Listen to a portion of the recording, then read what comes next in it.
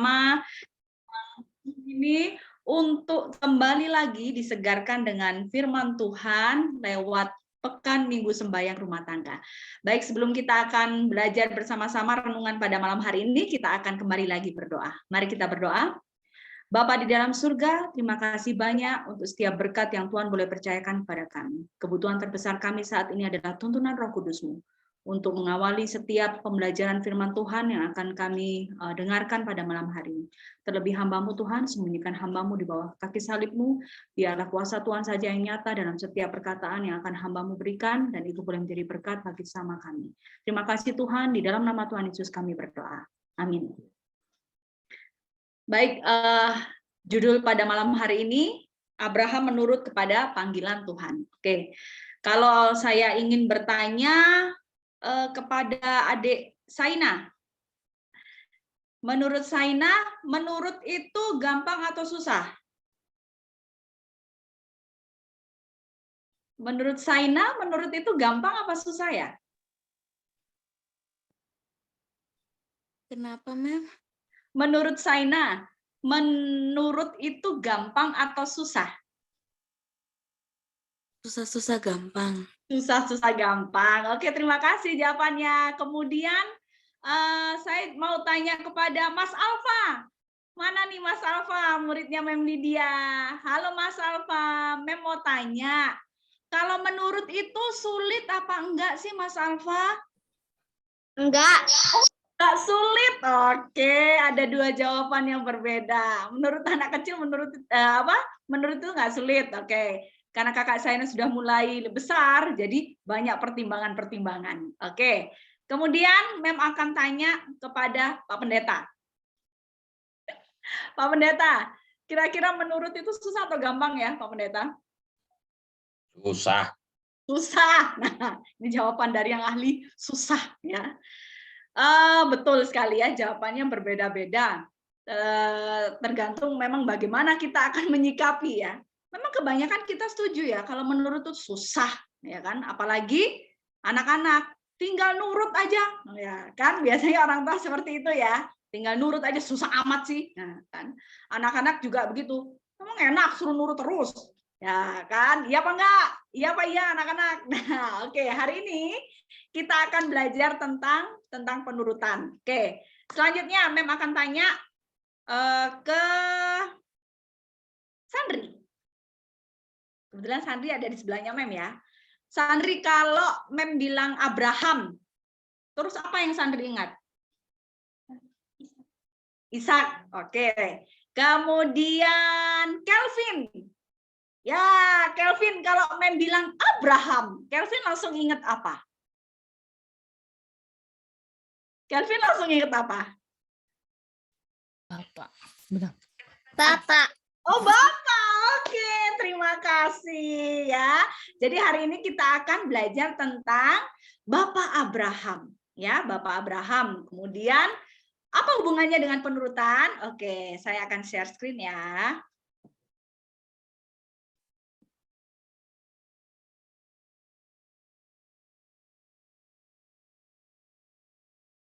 Oke, apakah sudah terlihat? Saya akan slideshow.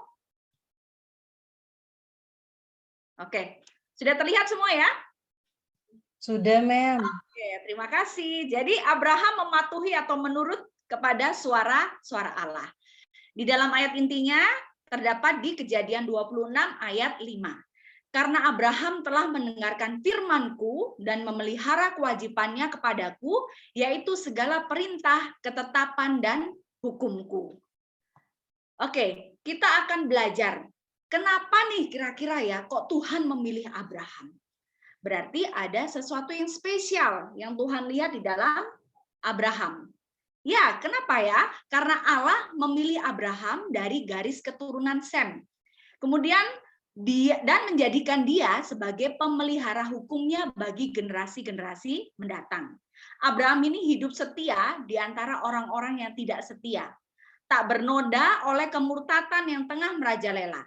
Ia berpegang teguh kepada penyembahan kepada satu Allah yang benar. Dan Abraham memiliki integritas yang teguh.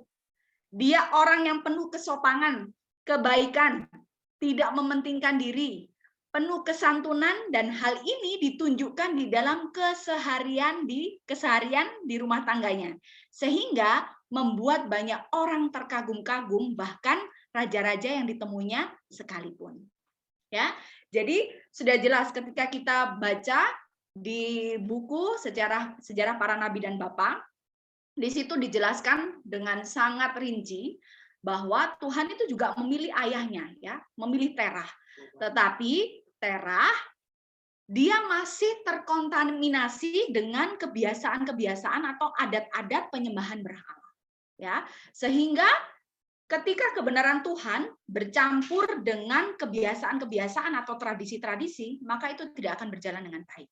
Dan di situ Allah melihat bahwa Abraham ini adalah seseorang yang berbeda dari keluarganya, ya, seseorang yang teguh pada prinsip, sehingga Tuhan ingin mengasingkan dia. Karena itu tadi ya, Tuhan memiliki satu rencana bahwa Abraham akan menjadi pemelihara hukum Tuhan bagi generasi-generasi mendatang, bahkan sampai kepada generasi kita sekarang. Luar biasa ya Tuhan itu ya. Jadi kemudian kisahnya Abraham dipanggil keluar dari Ur Kasdim. Ya. Kenapa dia dipanggil keluar? Karena Tuhan ingin memisahkan dia dari kebiasaan-kebiasaan yang dimulai sejak dari kecil. Di lingkungan tempat Abraham tinggal yang lama itu terlalu banyak penyembahan-penyembahan berhala, kemudian hal-hal yang tidak sesuai dengan kehidupan dari firman Tuhan. Maka oleh dari itu Abraham dipisahkan atau diasingkan oleh Allah. Kenapa ya Abraham ini kok dia punya sifat yang berbeda? Dia punya sesuatu yang berbeda dengan orang kebanyakan. Bahkan ketika dia bertemu dengan raja-raja sekalipun, raja-raja ini terkagum-kagum gitu ya, melihat kepribadian atau sosok seorang Abraham. Ada aroma tentang kehidupan, kemuliaan, dan keindahan karakter yang mengungkapkan kepada semua orang bahwa dia terhubung dengan surga. Dan itu diakui oleh orang-orang yang ada di sekelilingnya. Jadi hubungan Abraham yang dekat dengan Tuhan itu naturally ya, terlihat dengan alamiah keluar di dalam kehidupan sehari-hari, dan itu dia praktekkan juga di dalam rumah tangganya. Abraham tidak pernah mengabaikan jiwa hamba yang paling rendah. Kita semua tahu ya, anak-anak juga tahu bahwa Bapak Abraham ini adalah seseorang yang sangat kaya raya. Tuhan memberkati dia sehingga banyak sekali harta kekayaannya. Tetapi itu tidak membuat Abraham menjadi seorang kaya yang sombong. Dia tetap menjadi orang yang rendah hati. Ya, kita semua belajar bahwa Tuhan mengizinkan segala sesuatu terjadi itu adalah untuk kebaikan kita. Ketika kita berada dalam satu keadaan yang tidak menyenangkan atau tidak baik, ya, disitulah kita mengalami ujian itu. Apakah kita akan menyangkal iman kita, ataukah kita meragukan kuasa Tuhan, ya, di tengah-tengah keadaan yang tidak sesuai dengan ekspektasi kita, atau kita berada dalam suatu zona yang nyaman, suatu keadaan yang berkelimpahan. Itu juga sebagai suatu ujian, ya, satu ujian. Apakah kita akan terus mengingat sumber pemberi kesuksesan atau kemakmuran itu atau tidak? Tetapi Abraham tidak, ya, saudara-saudara, Bapak Ibu. Abraham tetap memiliki jiwa kerendahan hati. Di rumah tangganya semua diperlakukan dengan penuh kasih, bahkan kepada para hamba-hamba sekalipun. Jadi tidak ada gap. Ya, semua diperlakukan sama oleh Abraham. Semua diperlakukan adil dan belas kasih sebagai sesama pewaris kerajaan Allah yang mendapatkan rahmat kehidupan. Karena Abraham tahu, ya, semua itu sama di mata Tuhan. Semua mempunyai kedudukan yang sama. Mungkin Abraham waktu itu berkelimpahan secara harta, tapi dia dengan rendah hati sadar bahwa segala sesuatu yang dia punya itu adalah milik Tuhan. Sehingga dia bisa melihat atau memposisikan dirinya seperti Tuhan memandang orang-orang yang dikasihinya.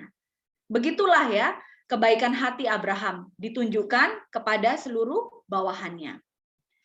Dan kehidupan serta tabiatnya yang amat berbeda dengan penyembah-penyembah berhala itu telah memberikan satu pengaruh yang memberikan kesaksian akan imannya yang benar. Kesetiaannya kepada Allah tidak dapat digoyahkan, sementara keramah tamahan dan kedermawanannya membangkitkan kepercayaan serta persahabatan dan keagungan yang membuat dia disegani dan dihormati.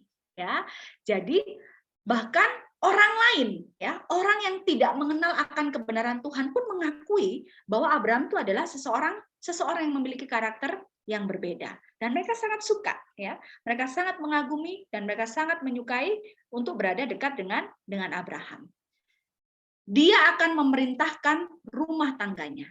Abraham memerintahkan rumah tangganya. Memerintahkan yang bagaimana? Memerintahkan dengan tangan besi kah? Atau memerintahkan dengan otoriter? Atau mungkin karena dia kepala keluarga yang memiliki kekayaan, jadi dia bisa berbuat seenaknya? Abraham memerintah rumah tangganya dengan tidak ada pengabaian terhadap dosa. Sehingga ketika kalau dia membuat satu pengecualian atau pengabaian terhadap dosa, maka akan tumbuh sifat kecenderungan untuk berbuat jahat kepada anak-anaknya. Sehingga tidak ada toleransi, ya. Kemudian tidak ada tindakan pilih kasih yang akan melemahkan tabiat. Tidak ada tindakan kebijaksanaan yang disepelekan. Dan tidak ada sifat pemanjaan diri yang diizinkan terjadi di dalam rumah tangganya. Kemudian Abraham tidak hanya memberikan instruksi yang benar, tetapi dia akan mempertahankan otoritas hukum yang adil dan benar. Ya, jadi Abraham ini tidak hanya menyuruh gitu ya, hanya memberikan instruksi seperti bos, tetapi dia adalah seorang leader. Bedanya bos dan leader, ya. Jadi leader ini dia akan ikut juga memberikan contoh, ya. Dan kemudian dia akan mempertahankan otoritas serta hukum yang adil dan benar. Kaya dalam iman, luhur dalam kedermawanan, tidak goyah dalam penurutan, rendah hati dalam kesederhanaan dari hidup pengembaraannya, Abraham juga bijaksana dalam tutur kata dan berani serta ahli dalam peperangan. Luar biasa, ya, kemampuan yang Tuhan berikan kepada Abraham karena penurutan, ya, penurutan dalam hidup Abraham kepada Tuhan, sehingga berkat-berkat luar biasa, bukan hanya kekayaan, ya, tetapi secara karakter Abraham menjadi seseorang yang berbeda. Dia menjadi terang. Dia melakukan misi, ya, misi yang Tuhan berikan kepada dirinya untuk dapat menjadi terang bagi orang-orang di sekelilingnya. Diperintahkannya kepada keturunannya. Tidak ada kelalaian untuk mencegah kecenderungan anak-anaknya untuk berbuat yang jahat. Tidak ada sistem anak emas yang sifatnya lemah. Tidak bijaksana dan longgar itu. Tidak ada pengorbanan keyakinan akan tanggung jawab pada tuntutan rasa kasihan yang salah. Abraham bukan saja memberikan petunjuk-petunjuk yang benar, tetapi juga mempertahankan wewenang dari hukum yang benar dan adil itu. Abraham tidak akan main-main soal prinsip. Ya, jadi ketika dia tahu bahwa itu kebenaran, maka apapun yang terjadi, dia akan tetap memegang teguh prinsip kebenaran tersebut. Dan pelajaran apa yang bisa kita ambil dari kisah Bapak Abraham? Ya, kehidupan Bapak Abraham itu bagi kita sekarang. Ya, di sini Tuhan memberikan amaran kepada orang tua, karena Tuhan memberikan satu misi kepada Abraham untuk memberikan teladan, ya, bagi generasi-generasi selanjutnya. Dan kita ini disebut sebagai keturunan dari Bapak Abraham. Maka hal ini berlaku bagi kita. Tuhan mengamarkan kepada kita sebagai orang tua. Ya, memang tidak gampang menjadi orang tua. Kita sudah mendengar, ya, renungan dari 3 hari yang lalu, bahwa rumah tangga itu adalah sekolah yang tidak pernah ada tamatnya. Ya. Seumur hidup kita akan belajar di dalam rumah tangga. Bahkan kita yang berumah tangga sudah lama, ya, sudah senior pun kadang-kadang masih ada surprise, kejutan-kejutan begitu, ya. Dulu sifatnya pasanganku nggak seperti ini nih. Sekarang ada timbul yang baru ini, ya. Terjadi penyesuaian. Rumah tangga yang kita miliki bukanlah rumah tangga yang sempurna. Pasti memiliki kekurangan. Tetapi dari kekurangan tiap-tiap anggota keluarga itu, Tuhan memberikan satu kesempurnaan. Ya, jadi kekurangan itu dilengkapi oleh anggota-anggota keluarga yang lain, sehingga keluarga kita boleh menjadi satu kesatuan, ya, satu tim yang kokoh dan solid. Ini adalah amaran kepada orang tua, kepada kita di zaman ini. Betapa sedikitnya orang-orang di zaman kita ini yang mengikuti teladan hidup dari Abraham. Di pihak banyaknya orang tua terdapat satu perasaan yang buta dan bersifat mementingkan diri, kasih yang palsu, yang dinyatakan dengan cara membiarkan anak-anak dengan pertimbangan mereka yang belum matang serta nafsu yang tak berdisiplin untuk mengendalikan diri mereka menurut kemauan mereka sendiri. Ya, jadi kadang-kadang banyak sekali ya orang tua, bahkan saya sendiri juga merasa seperti itu ya. Kadang-kadang kalau marah sama anak itu ya nggak tega sih ya. Tapi ketika dia salah, apapun yang terjadi, disiplin tetap harus dijalankan. Kadang-kadang kita pun sebagai ibu-ibu ini ya, ketika anak kita dimarahin oleh bapaknya gitu ya, atau oleh pasangan kita, sebetulnya kita nggak terima. Tetapi kita tidak boleh ya, kita tidak boleh memanjakan atau kita tidak boleh memiliki satu perasaan yang buta terhadap kasih. Karena itu akan membuat atau mencetak anak-anak kita menjadi anak-anak yang mementingkan diri. Jadi karena saya bekerja sebagai guru di sekolah, jadi memang ya kami sebagai guru-guru di sekolah ini tahu betul ketika anak-anak yang datang ini adalah anak-anak yang bermasalah, ya kita selidiki, kita analisa, kita mencari tahu bahwa ternyata memang berasal dari keluarga-keluarga yang bermasalah. Jadi betapa besar pengaruh pendidikan di dalam keluarga itu terhadap diri anak-anak.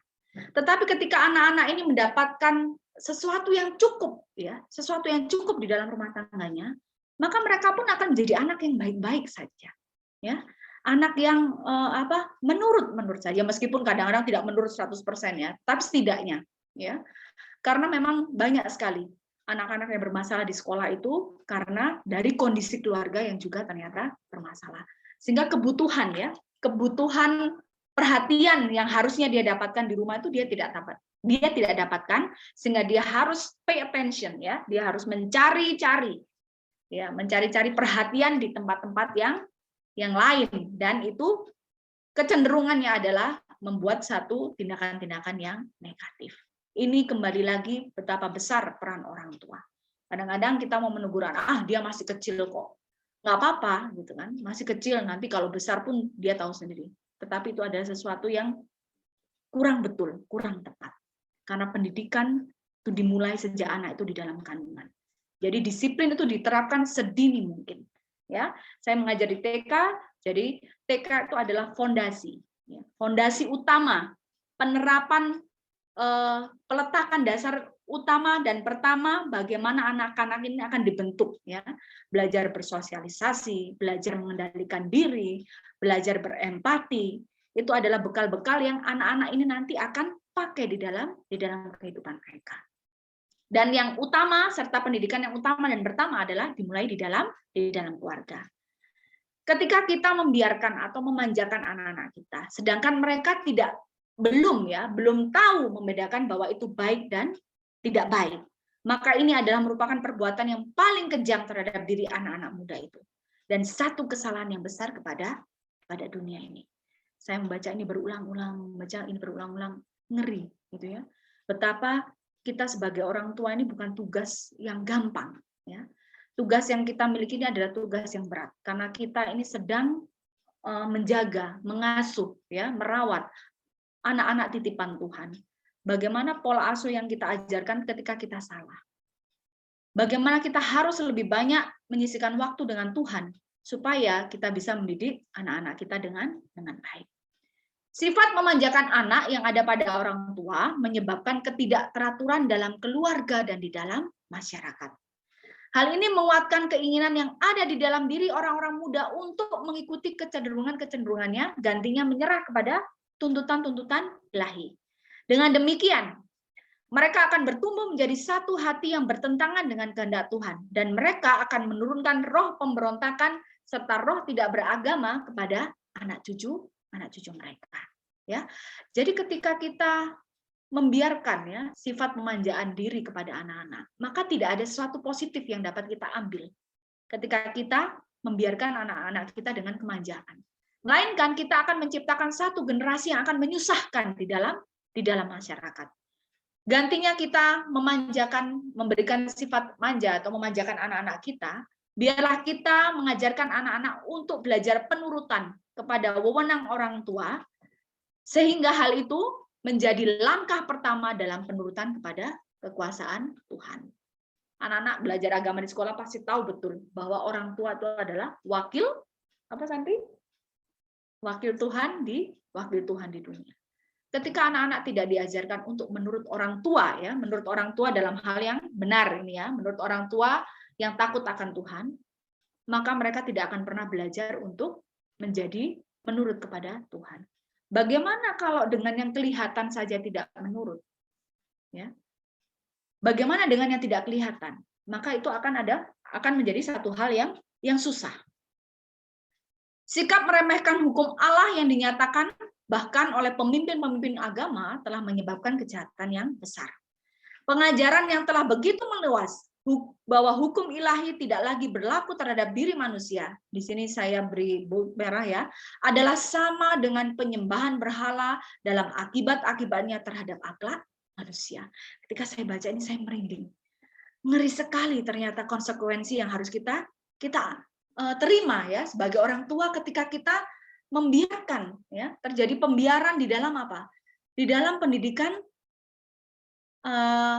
anak-anak kita di dalam rumah tangga. Itu sama saja kita mengajarkan anak-anak kita untuk menyembah berhala.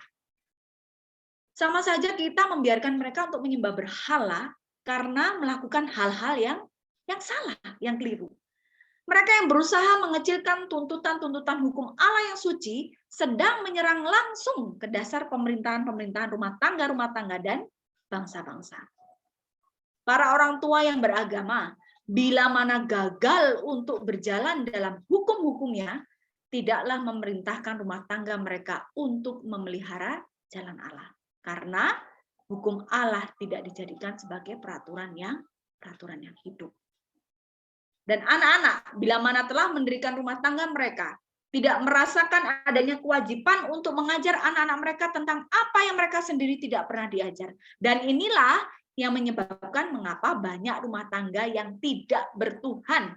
Dan inilah yang menyebabkan mengapa kemerosotan akhlak begitu dalam dan merajalela. Ya, jadi terjadi kompromi, terjadi ketidakkonsistensian dalam mendidik anak-anak di dalam rumah tangga.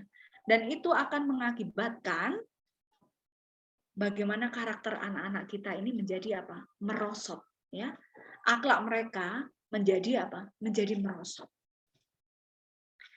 Dan ketika kita melakukan hal tersebut, terjadi pembiaran di dalam pendidikan rumah tangga. Ini adalah kekejaman yang paling kejam terhadap orang muda dan juga kesalahan besar bagi dunia kita. Ketidakkonsistensian ya yang tadi saya sebutkan orang tua menyebabkan gangguan dalam keluarga dan dalam masyarakat.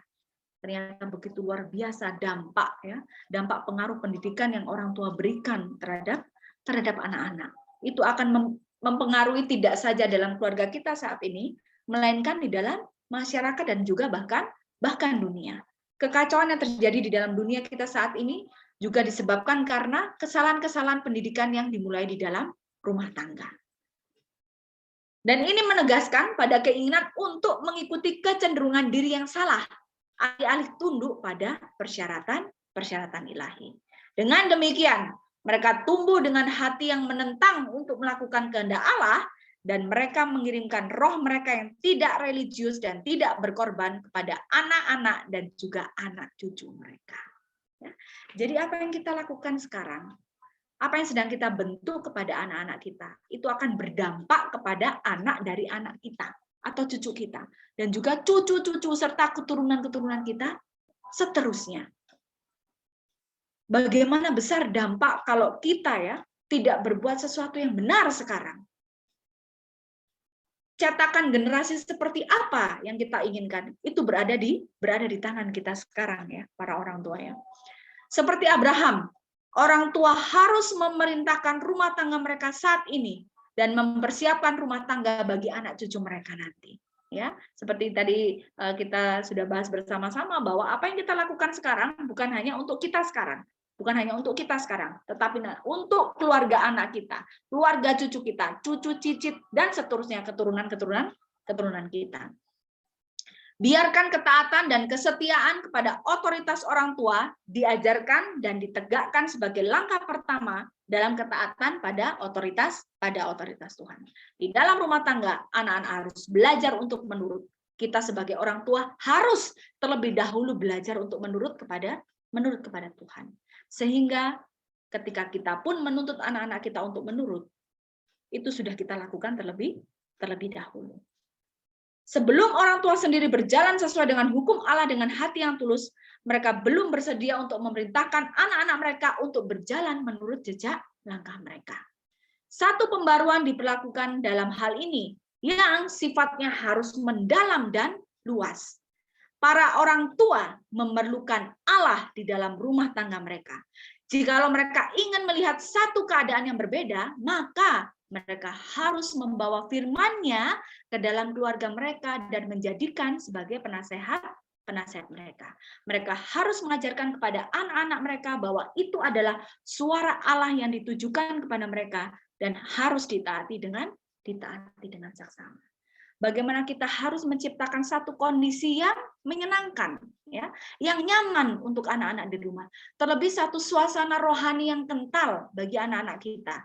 Ya, seperti kemarin Bu Pendeta bersaksi bahwa memang sangat perlu ya kita mengadakan mesbah pagi, mesbah malam, renungan, kemudian sharing tentang Alkitab dan segala macam.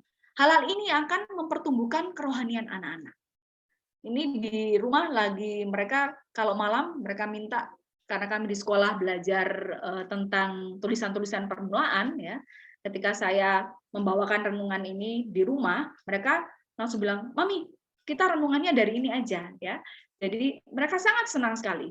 Dari buku-buku tulisan pena inspirasi ini banyak sekali hal-hal yang bisa dipelajari dan mereka mempunyai wawasan ya, mempunyai satu wawasan yang lebih lagi ya tentang kebenaran-kebenaran Alkitab dan mereka sangat menyukai itu. Saya sangat bersyukur sekali karena satu-satunya benteng pertahanan yang bisa melindungi anak-anak kita dari kejahatan dunia saat ini adalah firman Tuhan.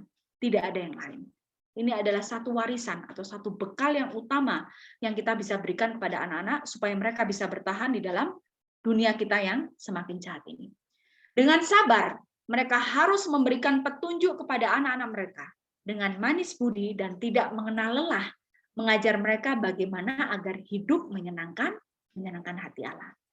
Anak-anak yang dibesarkan dalam rumah tangga seperti ini akan dipersiapkan untuk menghadapi tipu muslihat orang-orang yang tidak percaya. Mereka telah menerima Alkitab sebagai dasar iman mereka, dan mereka mempunyai dasar yang tidak akan dapat dihanyutkan oleh arus kekafiran yang sedang melanda. Ketika kita menanamkan setiap hari berulang-ulang di dalam Di dalam anak-anak, kebenaran di dalam kehidupan anak-anak kita, maka itu akan menjadi satu kebiasaan. Kebiasaan yang dibangun berulang-ulang akan menjadi satu karakter. Dan ketika karakter takut akan Tuhan ini sudah dimiliki oleh anak-anak kita, maka apapun yang dunia tawarkan, ya, apapun yang dunia tawarkan, tipu muslihat, yang setan gencarkan, maka anak-anak kita akan tetap kuat, ya, tetap berpegang teguh di dalam prinsip kebenaran oleh karena karakter yang mereka miliki. Seperti pada bapak-bapak di zaman dahulu, mereka yang mengaku cinta kepada Allah harus mendirikan sebuah mezbah bagi Tuhan di mana saja mereka mendirikan tenda mereka. Jikalau pernah ada satu waktu di mana setiap rumah tangga harus menjadi sebagai satu rumah doa, sekaranglah waktunya. Bapak-bapak dan ibu-ibu harus sering mengangkat hati mereka kepada Allah dalam permohonan yang rendah hati bagi diri mereka dan anak-anak mereka. Biarlah Bapak sebagai imam dalam rumah tangga meletakkan di hadapan mezbah Allah korban pagi dan petang, sementara istri dan anak-anak bersatu dalam doa dan pujian. Di dalam rumah tangga seperti itu, Yesus senang tinggal. Siapa yang tidak ingin ya rumah tangganya selalu dikunjungi oleh tamu agung, ya, oleh guru agung, oleh Yesus? Pasti semua sangat ingin, ya. Kita semua rindu bahwa rumah tangga kita selalu dikunjungi oleh Tuhan. Maka mari kita bangun mezbah doa di dalam rumah tangga kita. Sehingga kebiasaan-kebiasaan ini pun akan dilakukan oleh anak-anak kita ketika mereka nanti memiliki sebuah keluarga. Yang terakhir adalah untuk direnungkan. Menjadi perenungan bagi kita semua. Abraham adalah bapa teladan karena ia memulai kehidupannya dalam ketaatan kepada Bapa surgawi.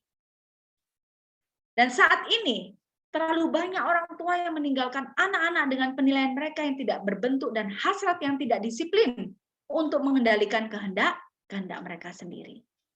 Kurangnya disiplin orang tua berkontribusi pada gangguan dalam keluarga dan masyarakat. Oleh karena itu, reformasi dalam hal ini adalah hal yang sangat diperlukan.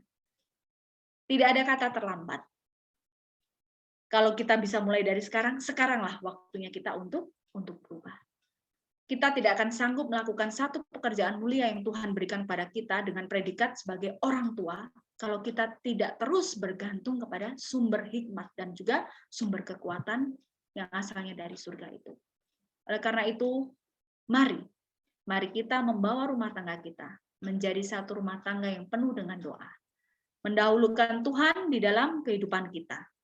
Dan juga memberikan satu contoh serta teladan kehidupan rohani yang kuat bagi anak-anak kita, sehingga mereka pun akan memiliki karakter menjadi anak-anak yang takut akan Tuhan. Terima kasih, Tuhan memberkati. Saya bawa dalam nama Tuhan Yesus. Amin.